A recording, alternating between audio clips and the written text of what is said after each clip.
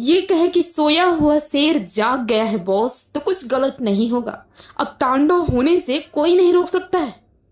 तो पवन शेर के इस तांडव वाले गाने साड़ी से ताड़ी के नाम एक लाइक तो बनता है बॉस। सबसे पहली बात, बहुत लोगों की जो परेशानी थी कि पवन भैया ज्यादा एक्टिव नहीं रह रहे हैं आजकल, जिसे पवन सिंह ने सुन लिया है और मान भी लिया है।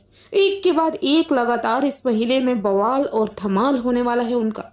खबर है कि 2-4 दिनों में जिंदगी 2 सॉन्ग भी आएगा। फिर 27 मई को मेरा भारत महान भी रिलीज हो रही है, उनकी सबसे बड़ी मूवी, जिसमें रवि किशन और पावर स्टार यानी दोनों की जोड़ी पावर वाली ही है। सिनेमा घरों में जरूर धूम मचाएगी।